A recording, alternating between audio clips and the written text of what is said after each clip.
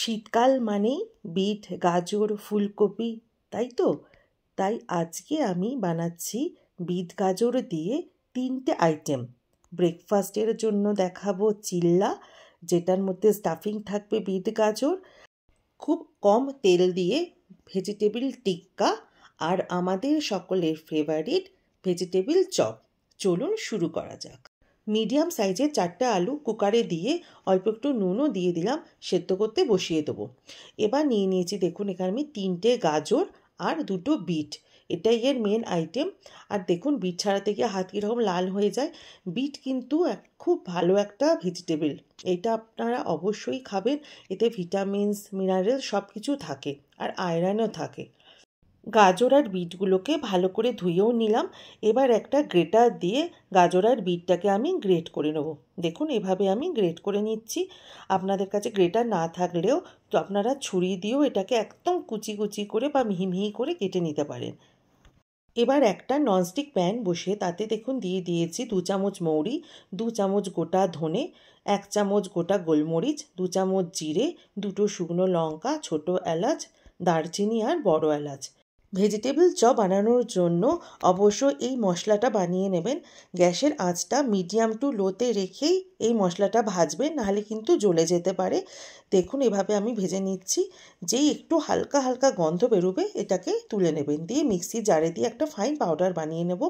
এবার দিয়ে দিলাম কিছু বাদাম, এটাকেও আমি হালকা করে ফ্রাই করে রেখে দেবো, যা শুকনো খোলাতেই আমি এটা নেড়ে নিচ্ছি। দেখুন এবার একটা গ্যাসে কড়াই বসিয়ে তাতে আমি দিয়ে দিলাম রিফাইন অয়েল 2-3 চামচ, আর দিয়ে দিলাম তাতে 5 ফোড়ন 1 চামচ। যেই 5 ফোড়নটা একটু ভাজা ভাজা মতো হয়ে যাবে, দেখুন এটাকে গ্যাসের আঁচটা এই সময় মিডিয়ামেই রাখতে হবে। এবার দিয়ে দিলাম ওই গ্রেটেড বিট আর গাজর। এবার দিয়ে দিলাম আন্দাজ মতো নুন, দিয়ে হালকা নাড়াচাড়া করে দেখুন আমি এবার দিয়ে দেবো এর মধ্যে একটু আদা, গ্রেটেড আদা আমি দিলাম। আদার গন্ধ না বিট গাজরের যে চপ হয় খুব খেতে সুন্দর লাগে। এবার দিয়ে দিলাম 1 চামচ পরিমাণ হলুদ গুঁড়ো, ভালো করে মিশিয়ে দিলাম।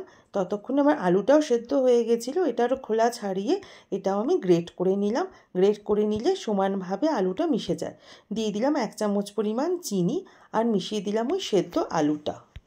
আলুটা দেওয়ার পরেই কিন্তু বিট গাজরের সাথে আলুটাকে একটু চেপে চেপে মিশিয়ে দিতে হবে। যখন মনে হবে একটু মিশে গেছে, এরপর ওই গুঁড়ো মশলাটা মিশিয়ে দেবেন। গুঁড়ো মশলাটা দিলেই দেখবেন একটা খুব সুন্দর ভেজিটেবল যে চপের গন্ধ সেটা কিন্তু আপনারা পেতে শুরু করবেন। চলুন এটাকেও ভালো করে আমি মিশিয়ে দিই। যতক্ষণ না কড়া থেকে পুরো আলাদা হয়ে যাচ্ছে আর মনে হবে একদম শুকনো শুকনো বা মাখো মাখো মতো হয়ে গেছে, এটা কিন্তু কন্টিনিউয়াস নেড়ে যেতে হবে। এই সময় কিন্তু গ্যাসের আঁচটা একদম মিডিয়াম টু লোতেই রেখে দেবেন। ভাজা বাদামটা এবার এই বিট গাজরের সাথে আমি মিশিয়ে দিলাম, দিয়ে ভালো করে এটা নাড়িয়ে চাড়িয়ে নিতে হবে। ব্যাস আর কি, তৈরি হয়ে গেল ভেজিটেবল চপের পুর। এবার এটাকে একটা থালাতে ঢেলে রাখতে হবে যতক্ষণে এটা ঠান্ডা হচ্ছে। দেখুন ঠান্ডা হয়ে গেল। এবার আমি 3টে ডিভিশন করে নিলাম। একটা দিয়ে আমি বানাবো বলেছিলাম ভেজিটেবল চপ, চলুন প্রথমে সেটা দেখিয়ে দিই। এরকমভাবে হাতে একটু তেল লাগিয়ে লম্বা লম্বা করে শেপ করে নেবেন। একটা শেপ লম্বা করলাম, একটা গোল করলাম, আর একটা দেখুন একটু ওপরটা চেপে চেপে যেরকম ট্রেনে পাওয়া যায় ভেজিটেবল কাটলেট সেটা বানিয়ে নিচ্ছি। এবার আমি নিয়ে নিয়েছি ব্রেড ক্রাম্ব, এটা আমি ঘরেই বানিয়ে নিই। আর নিয়ে নিয়েছি কর্নফ্লাওয়ার, এখানে আমি 3 চামচ কর্নফ্লাওয়ার জল দিয়ে গুলে নিয়েছি, আর একটু দিয়ে দিয়েছি নুন, দিয়ে এটাকে ভালো করে নাড়াচাড়া করে মিশিয়ে নিতে হবে। এবার এক একটা করে ভেজিটেবল চপ নিয়ে কর্নফ্লাওয়ারে ডুবিয়ে নিয়ে ব্রেড ক্রাম্বের ওপর কোটিং করে নিলাম। আবার একবার সেমভাবে প্রসেসটা রিপিট করব। এভাবে দুবার করলে খুব ক্রিস্পি খেতে হয়। এভাবে দেখুন আমি দুবার করে নিলাম। এখানে আমি দুবার দেখাইনি, অবশ্যই এভাবে করে নেবেন যাতে সমানভাবে কোটিংটা ওই চপের ওপর লেগে যায়। চলুন এবার ট্রেনেতে যে কাটলেটটা দেয় সেটারও একটা বানিয়ে নিই। কোনো অসুবিধে নেই, আপনারা যে কোনো শেপেরই বানিয়ে নিতে পারেন। চলুন এগুলো চটপট আমি বানিয়ে নিলাম। এভাবে 2 হাত দিয়ে সমানভাবে শেপ করে নেবেন। এবার একটা গোলও বানিয়ে নিলাম। ব্যাস 3টে শেপের কাটলেট আমার রেডি হয়ে গেল। এবার সবগুলোকে একটা প্লেটে সাজিয়ে ফ্রিজে রেখে দেবো 2 থেকে 3 ঘন্টার জন্য। এবার শুরু করে দিচ্ছি টিক্কা।